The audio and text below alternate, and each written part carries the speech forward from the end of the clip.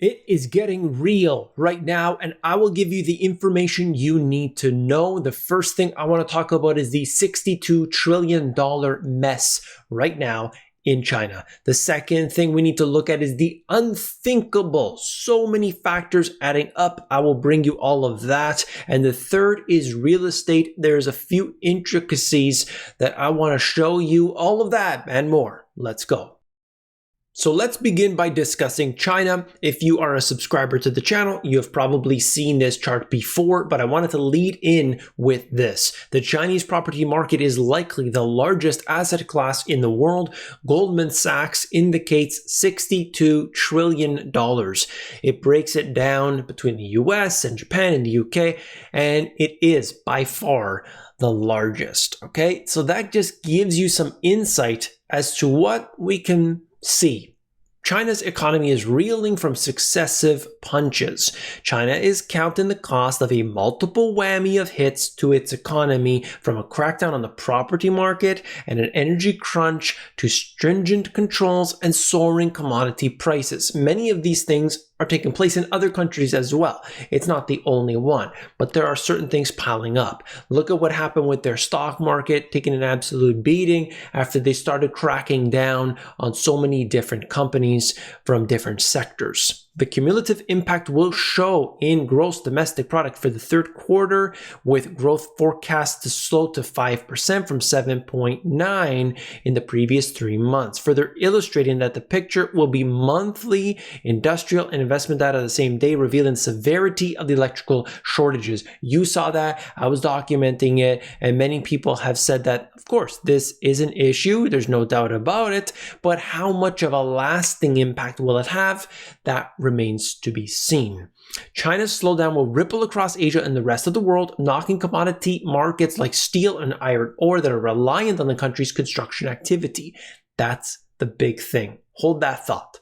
With Beijing tightening its grip on the property market as the part of the broader effort to tackle financial risks, real estate sales and prices are already falling. Meanwhile, power shortages last month curbed factory production, pushing the Purchasing Managers Index down enough to signal a manufacturing contraction for the first time in over a year. Look at it. You can see it in the chart. Manufacturing back in contraction. Manufacturing is that white line just below the 50. Anything above 50, positive. Anything below 50, considered contraction. Okay, is just below. So we'll see what happens over the next little while, but that is key. It is important. Now, China has this situation here. They've got inflation going off the charts. They've got the power problems. They've struggled with many different factors, but at the same time, if they pull back on it, if they loosen their grip on what they're trying to tighten up on, then they could, they create an even more of an issue. They exacerbate these problems. So they've got that catch-22 to deal with. Down is still up for foreign investors piling into China. Chinese equities underperformed after record bullish bets. The debacle highlights the challenge of forecasting China's direction. This is part of what we had seen. Even individuals like Soros came in, tried to buy the dip on Alibaba. That was earlier. They sold the positions.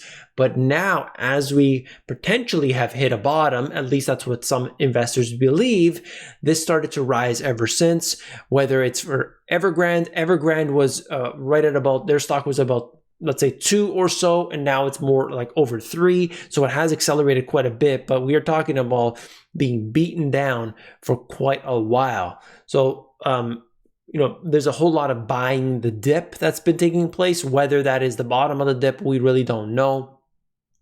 Taking a look right here at the chart, Chinese stocks have underperformed European and US equities this year. Crackdown after crackdown after crackdown. All of this really isn't very strong to attract outside investors, but right now that might change. We'll see. Okay, I'll give you updates on all of that. The junk bonds, you could see right now, accelerating. The risks are higher than they had been previously.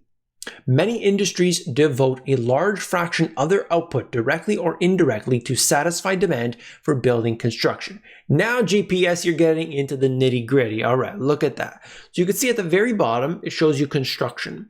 But if you look in here, and by the way, I know the font might be small if you're looking at this on your phone or any sort of smaller device, but the links are always in the description under the sources.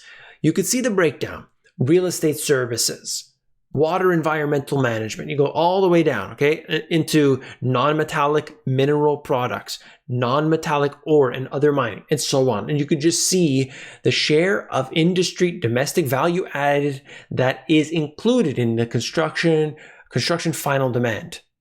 Then we have this. Construction is less than 30% of the total economic activity involved in creating finished buildings. Just the construction.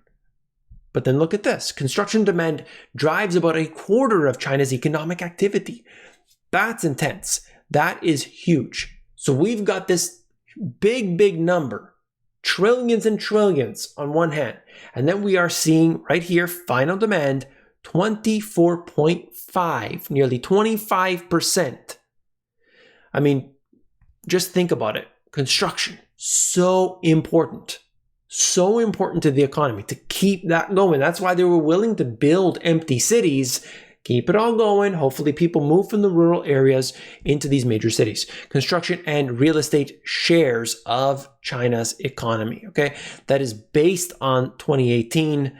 Who knows what it's at today? Then we have this. China's US dollar high yield property developer maturity schedule until 2022, all the way through 2022. What's going to happen here? They've all got debt. And so, you see what Evergrande has. There's not that much this year, but already they haven't paid back their offshore bondholders.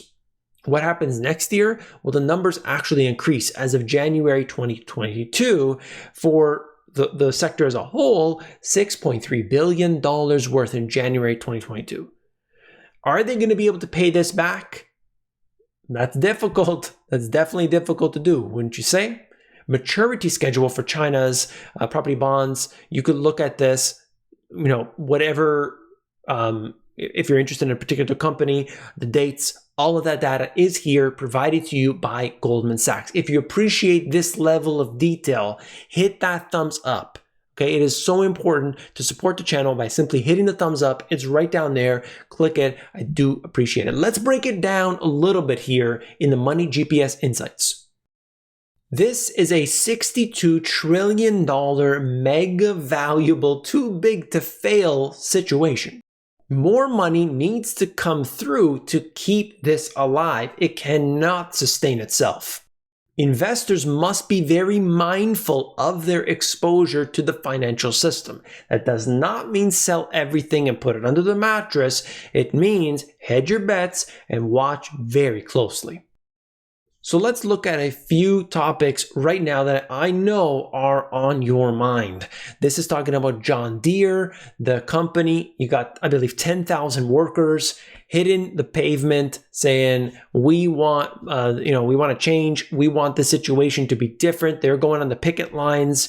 This is not the only company. In fact, at the bottom, Kellogg's cereal plants across America, 1,400 workers walking off the job. Hollywood as well. However, as far as I understand, they came to terms on an agreement, so that potentially is not an issue any longer.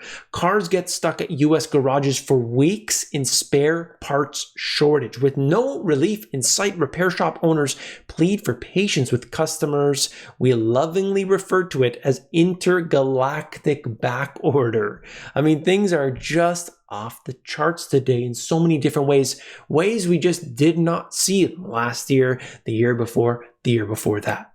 Unhappy with prices, ranchers look to build own meat plants.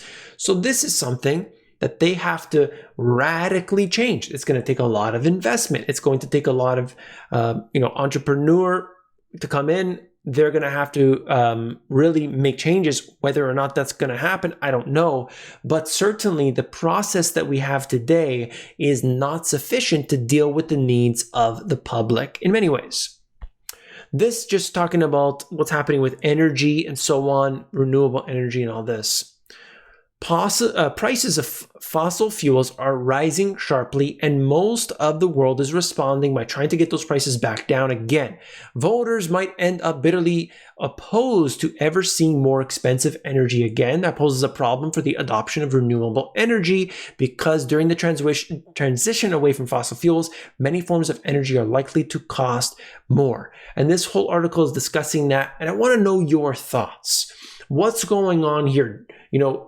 The individual. Should the individual be getting solar on their roof, geothermal potentially? Should they have a well for themselves? Should they have some sort of water harvesting? Or should we be reliant on the system that one day, your energy prices are many, many fold higher? There are steps that you can take. I know in some areas you can lock in the price. I mean, my goodness, the prices look like they're going to rise. If there's a way to lock it in, I would certainly do so. They're talking about things that could change. What can we do to change the system? I don't usually agree with what they say, but this is coming out of a Bloomberg article. And they're just saying here, ensure the vigorous enforcement against shippers charging American exporters exorbitant charges. The agency was already probing the practice of carriers returning containers to Asia empty rather than waiting for them to be filled with American exports because the eastbound route was so profitable. That's something that might change. We will see, okay? It's just funny how much comes from the Shanghai port to the LA port, LA Long Beach port, and not the other way around. I'm not saying that it doesn't. I mean, there's a lot of things, the soybeans and all these other things that do go the other way, but it's definitely one-sided. North American crane count decrease signals uncertainty. And that is a fact, but I would actually think that this is a good thing because there's serious overdevelopment in many places. There is just not that need for having massive skyscrapers when a lot of these companies are doing away with it. They're saying, we don't need to have our people at work. They can work from home permanently. Business after business after business, a lot of the financial sectors, a lot of the downtown core in many places is a ghost town still today. Okay, we're going into almost 2 years. So that, in my opinion, is a good thing. Let's slow it down. What else can they do? Increase interest rates, but that's a totally different story. This right here is showing you the share of total purchases made by investors by month. Okay, and just to give you an idea of how many investors, what is an investor though? They're actually considering small investors to be investors. It's basically an investment property, not necessarily BlackRock and Blackstone, okay? It does break it down. If you're interested, CoreLogic has the data. Sources are in the description, but that had accelerated dramatically. Who's buying the houses? Investors. Okay, it is over 24%, almost a quarter of the purchases are investors. That's why you're getting bid out every time. This is just discussing how, I believe this is Canada specifically, but why buying a second or even a third home is becoming more popular than ever. And this one here, no, this is not the Canadian one. This is basically just talking about how individuals, they're buying a home here in the city, but they also want a home out in the countryside. They can do it, they can afford it, and so on. Why? Interest rates are so low, and they give other reasons. This one is huge. Take a look. Pounds of food distributed by Feeding America food banks. So it peaks out in 2020. Big time, no doubt about it. And now that has declined. Is the situation, the job situation, better now than at the peak of the crisis? For sure. Absolutely. You had all those restaurant workers laid off and, the theaters and everything. But what else? First of all, it's still much higher than where it was back in 2019. But what else? Food stamps increased dramatically. That is a factor. They don't need to go to the food bank if they got the food stamps, an acceleration of the food stamps. And then this, I thought it was wacky. Have you seen this? Let me know. Have you seen any anomalies in your supermarkets or where you get your food? Do you see any strange things? Look, they printed out things to cover up the empty shelves. That's how crazy the situation is. Does that mean the entire supermarket is empty? No, not at all. But look at that. You don't do that unless there's a problem. I want to know your thoughts. Put them down in the comments below. Last thing, I'm going to leave this one as well. The global supply chain related to silver and everything that interconnects with it. Silver is as versatile as metals can get with applications in several industries. If you want to know, there's this huge infographic. Won't be able to get to it all, but check it out. It's really cool. Okay, if you're not an insider already, you've got to be an insider. It's free. I'm going to email you 5 times a week. I'll give you the video of the day so we can get around the censorship and all the blacklisting and all that nonsense right here at this card or themoneygps.com. And again, simply support the channel by clicking that like button. Thank you very much. If you haven't seen this video yet, you definitely want to check it out. Click it, and then I'll see you over there.